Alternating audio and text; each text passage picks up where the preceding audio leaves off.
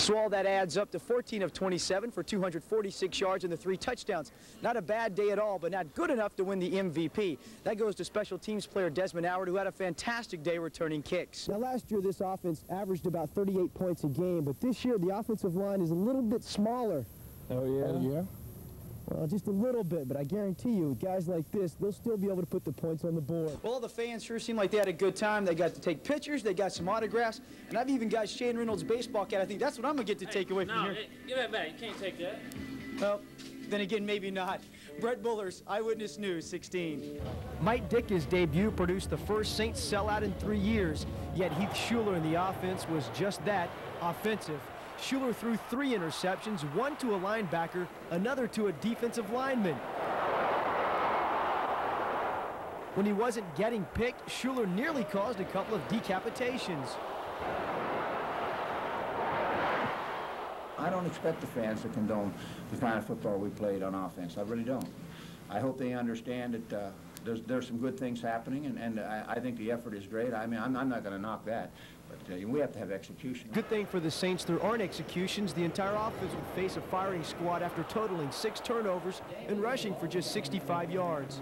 By the fourth quarter, the 65,000 plus here at the Superdome were voicing their displeasure with the Saints' poor offensive output. They wanted to see the Heisman winner Danny Wuerffel replace Heath Schuler.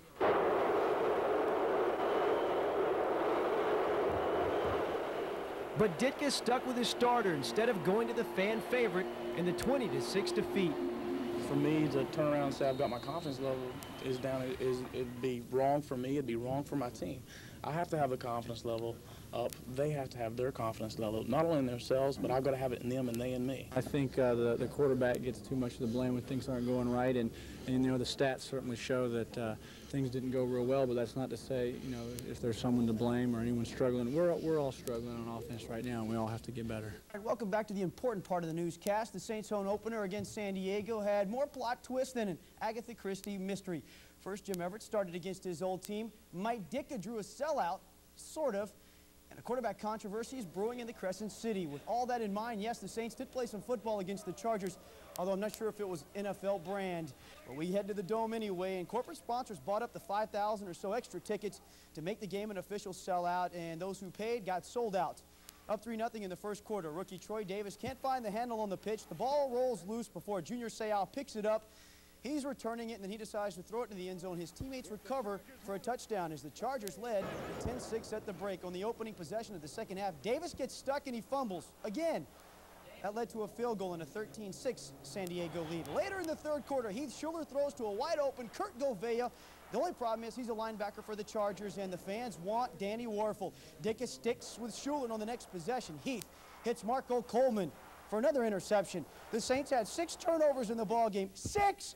Jim Everett put the final nail in the coffin, this 21-yard touchdown pass, and that puts it out of reach and us in attendance out of our misery. And, of course, that was the best part of this day. And, of course, Ditka trying to explain the 20-6 debacle. No, not fun for me, gang. It's not fun for these fans, and I understand that, you know.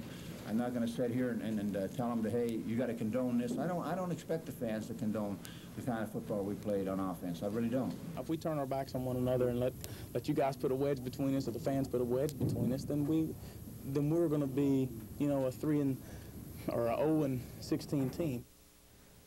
And then they could draft Peyton Manning.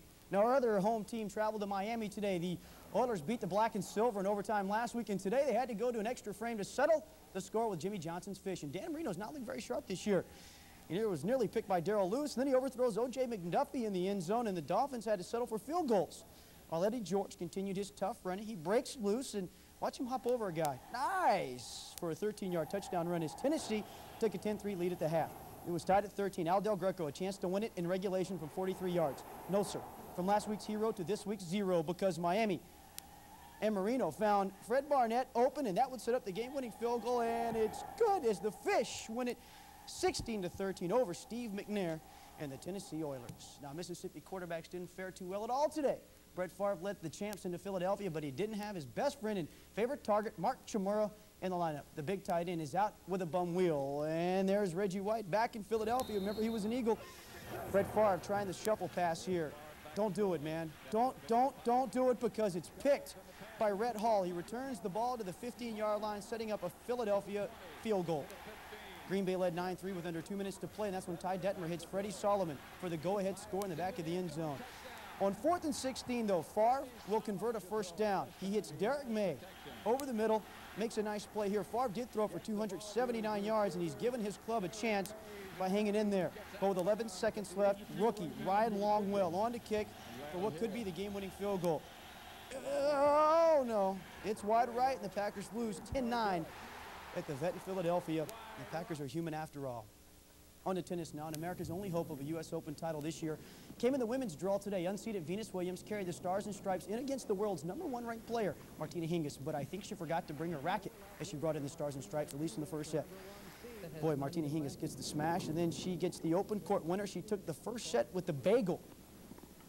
Bagel, 6-love in just 22 minutes. Wow.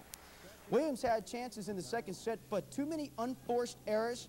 Hingis would cruise in the first set easily. In fact, she cruised the whole match easily. The 16-year-old would come to the net, puts away. Match point here. So she adds the U.S. Open trophy to her trophy case, along with those Wimbledon and Australian titles. 6-love, 6-4.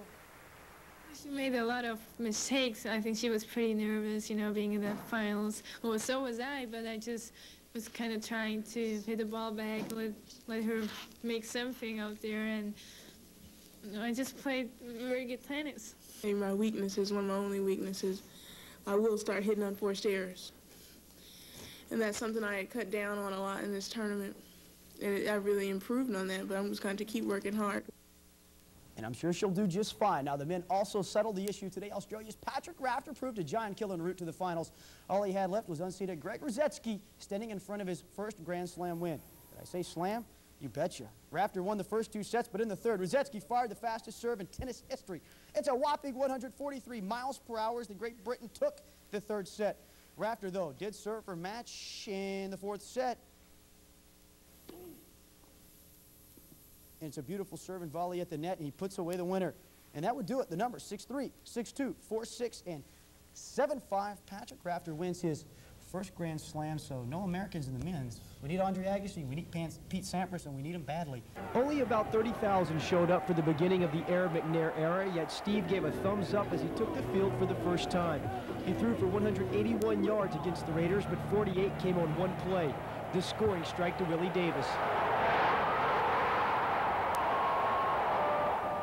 I don't think I did overall good job. You know, there's some things that I got to correct, some things that mentally I got to do in practice to carry over to the game. He steps into a game situation, he's calm. A lot of confidence in that guy? Mm-hmm, of course. Yep, and I've had it since he's been a rookie. He just has a certain aura that, you know, it's hard to have in a young quarterback. The third-year pro ran for 23 yards in the Oilers' overtime victory. None were more important than these tough 11 that set up the winning kick. I just try to run the ball just to get us in field goal range and try to protect it. And you know, so happened the blocker came up, and I spin around and got a couple more extra yards. Well, kind of like McNair's debut was a little bit shaky here in Memphis, so was the NFL's. But as the game wore on, this crowd for the Oilers just got a little more involved. Well, they really got pumped in the third and fourth quarter, and they were behind us. Even cornerback Steve Jackson, who's a native Houstonian, doesn't mind the move to Tennessee. You know, the team moves, I move, you know, that's who pays my check, so that's where, you know, that's where I got to go. At least now he doesn't have to get as many tickets.